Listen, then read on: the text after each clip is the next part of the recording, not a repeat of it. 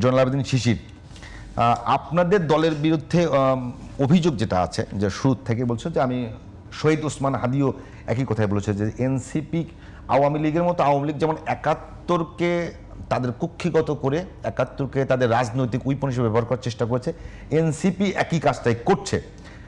সে অভিযোগ নিয়ে যদি কিছু বলতে চান। আমি যদি বলি যে এখন পর্যন্ত এনসিপি যে মধ্যপন্থার বাংলাদেশের পক্ষের রাজনীতির কথা বলেছিল, সেই জায়গা থেকে এনসিপি কি কোনো কারণে মানে স্থানচ্যুত হচ্ছে কিনা, যখন দেখা যাচ্ছে যে একেবারে জামাতের মতো একটা দক্ষিণপন্থী দলের সঙ্গে আপনারা যখন জোট করলেন, এটা নিয়ে আপনাদের দলের ভিতরেও প্রশ্ন আছে। আমার প্রশ্ন হচ্ছে এনসিপি কি তার আগের ধারায় আছে কিনা, নাকি ক্ষমতার কারণে তাদের আদর্শচ্যুত হচ্ছে? আচ্ছা, তাহলে আপনার জিজ্ঞাসা হচ্ছে দুটো, একটা হচ্ছে দক্ষিণ পন্থার দিকে আমরা ঝুঁকছি কিনা, দ্বিতীয়ত হচ্ছে আসলে জুলাইকে আমরা আওয়ামী লীগের মতো কুক্ষিগত করছি কিনা।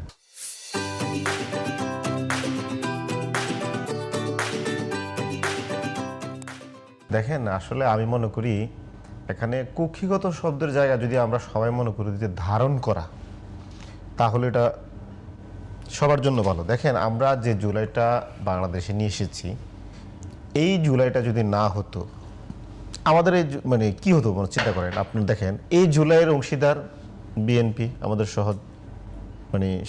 সহযোদ্ধা জামায়াত বা অন্যান্য, তারাও তো সহযোগিতা করছে আপনাদের পলিটিক্যাল পার্টি। ইভেন আমরা জুলাই যোদ্ধা, আমরা কাউকে আদারিং করি না, ওনারা করেন নাই, শুধু আমরা এককভাবে করছি। দেখেন, এখন এখানে ইন্টারেস্টিং একটা ঘটনা ঘটেছে। বিএনপি জামায়াত এনারা কিন্তু 2014 সাল থেকে কিন্তু সরকার পতনের এক দফা আন্দোলন করে যাচ্ছে। আপনার স্মরণ থাকার কথা, 2014 সালে বিএনপির যে অনির্দিষ্টকালের অবরোধ, সেই অবরোধ কিন্তু প্রত্যাহার করা হয় নাই। আজকের দিন পর্যন্ত এই অবরোধটা চলতেছে। ইভেন আসলে কি মানে আপনি একটু বলেন তো আনুষ্ঠানিকভাবে না এই কথাটা যদি আপনারা, এটা হলো এই ভাষণটা পুরোটাই শিশির আওয়ামী লীগ বলতো যে বিএনপি সেই অবরোধ এখন প্রত্যাহার করে। আমি বললাম, আমি শেষ করি, হরতাল কি কখনো আনুষ্ঠানিকভাবে উইথড্র করে? ভাই আমি আপনাকে বলি, দেখেন, বিএনপি 2024 সালের 10 জানুয়ারি ইলেকশন ঠেকানোর জন্য অসহযোগ আন্দোলন ঘোষণা দিয়েছিল। এই অসহযোগ আন্দোলনও কিন্তু ঘোষণা দিয়েছিল, কখন শেষ হবে এটা কিন্তু জানাই নাই। একটা পলিটিক্যাল পার্টি কিন্তু আনুষ্ঠানিকভাবে তার কর্মসূচির ডিউরেশন কিন্তু স্পষ্ট করে, তাহলে মানুষ পালন করবে বা সহযোগিতা করবে বা যারা প্রত্যাখ্যান করবে তাদের মতো করে করবে। দুইটার একটাও করে নাই, তাদের কর্মসূচিগুলো কিন্তু এখনো চলে। আমি জামাতকেও একই রকমভাবে মনে করি, তারাও এই আন্দোলনগুলোতে সম্মতি দিয়েছে। এখন পলিটিক্যাল পার্টিগুলো কিন্তু তাদের সর্বশক্তি দিয়ে চেষ্টা করেছে, আমি কাউকে এখানে ছোট করছি না।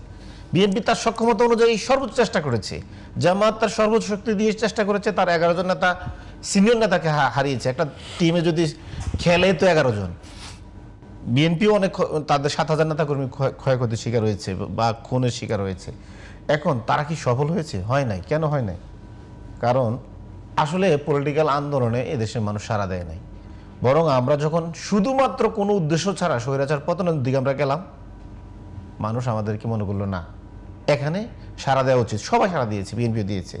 এখন যদি আমরা যদি ওই আন্দোলনে যদি আমরা সফল না হতাম, চিন্তা করেন তাহলে কি হতো? আমাদের তো ক্ষয়ক্ষতি হয়েছে, আমরা আরো মারা যেতাম। আমরা বিএনপি এবং জামাতকে আমরা কিন্তু যদি বলি একত্র বলি, ওনাদেরকে কিন্তু আমরা মুক্ত করে নিয়ে আসছি।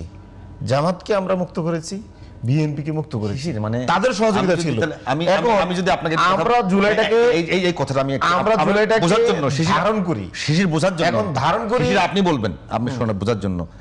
আপনি কি মানে 47 সালে যখন ব্রিটিশদের বিরুদ্ধে দীর্ঘ মানে 200 বছর আন্দোলন করার পরে 47 সালে যখন ভারত স্বাধীন হয়ে গেল, তো আপনি কি বলবেন তিতুমিরের যে ত্যাগ, সেই ত্যাগ বলবেন না? না, আমরা সবাই এখনো তো মনে করি যে আমরা ওনাদের স্পিরিট ধারণ করি।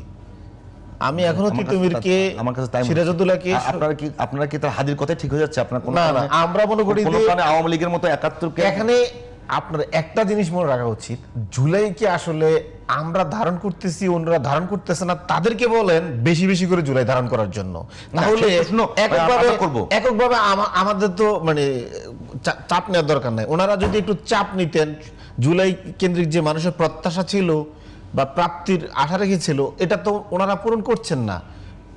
পুরাতন পলিটিক্যাল পার্টিগুলো ওইদিকে কম ধাবিত হচ্ছেন, যা কথা বলা লাগছে আমরা বলছি, আমরা থাকতেছি। জামাত করছে বিএনপির পরে যদি কম জুলাইকে ধারণ করে সেটা জামাত, আর এরপরে যদি ধরেন আমরাই সবচেয়ে বেশি করার চেষ্টা করি। এখন আমরা এটা কুকিগত কেন, আমরা ধারণ করতে চাই।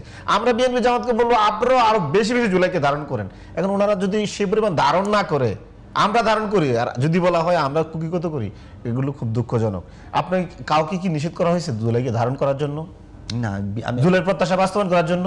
একটু বুঝায় বলবেন। এই যে ঐক্যমত কমিশনে আপনি দেখেন, ঐক্যমত কমিশনে দেশের সংস্কারের জন্য সবচেয়ে বেশি স্ট্রংলি অবস্থান জানান দিয়েছি আমরা, এবং আমাদের পরে ইসলামী দলগুলো ইনক্লুডিং জামাত। বিএনপি বেশিরভাগ জায়গায় নোট অফ ডিসেন্ট দিয়ে রেখেছে, যেগুলো দেশের মানে আপনার সংস্কারের বাধা। এখন আমরা তো দুলেকে ধারণ করে এগুলো নোট অফ ডিসেন্ট কি বাধা নাকি? অবশ্যই বাধা। আপনি যদি দলীয় প্রধান এবং সরকার প্রধান, এগুলো তো বাংলাদেশে এক কেন্দ্রিক ক্ষমতা চর্চা না। আমরা তো চাইছিলাম যে হচ্ছে দলীয় প্রধান যে হবেন তিনি সরকার প্রধান হবেন না, তাহলে একটা সুন্দর পাওয়ার ব্যালেন্স হবে। আমরা চাইলাম সাংবিধানিক পদগুলোতে সরকারি দল এবং বিরোধী দল মিলে একটা সুন্দর নিয়োগ ব্যবস্থা থাকবে, এখানে প্রধানমন্ত্রীর পকেটস্থ কোনো কিছু হবে না। কিন্তু এগুলো কারা বাধা দিল? এখন আপনি যদি বলেন এগুলো প্রশ্ন করলে জুলাইয়ের মধ্যে জুলাই শক্তিগুলোর মধ্যে বিভাজন হবে, এগুলো প্রশ্ন করা যাবে না, ঐক্য নষ্ট করা যাবে না, তাহলে সংস্কারটা আমরা কিভাবে করব? এই যে ধরেন এখন ডক্টর ইউনূস দেখেন, উনি নিজে আসে বললেন যে মাসুম বাচ্চারা আমাকে রক্তের বিনিময়ে এই জায়গায় বসিয়েছে সংস্কারের জন্য। কিন্তু ওনার সাম্প্রতিক যে আচরণ, উনি বিএনপি সেক্রেটারির মতন বিএনপি যা বলে তাই। উনি তো আসলে এখন সার্বজনীন কোনো আচরণে করতেছেন না। এই যে প্রশাসন বিএনপির দিকে ঝুঁকে পড়ছে, আমরা অনেক আগ থেকে দেখেন অভিযোগগুলো করে আসছি, কোনো সুরা আছে? এই যে প্রশাসন কোনো সুরা আছে? বরং জুলাই যারা যোদ্ধা তাদেরকে নিপীড়ন করতেছে, বড় কোনো দল থেকে এর প্রতিবাদ করতেছে না।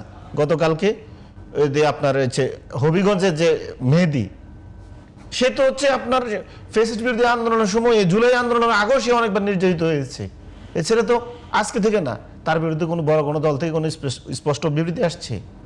আরেকজন আপনার আমাদের জুলাই কন্যা হচ্ছে সুরভি, কোনো অভিযোগ নাই, 50 কোটি টাকার অভিযোগ।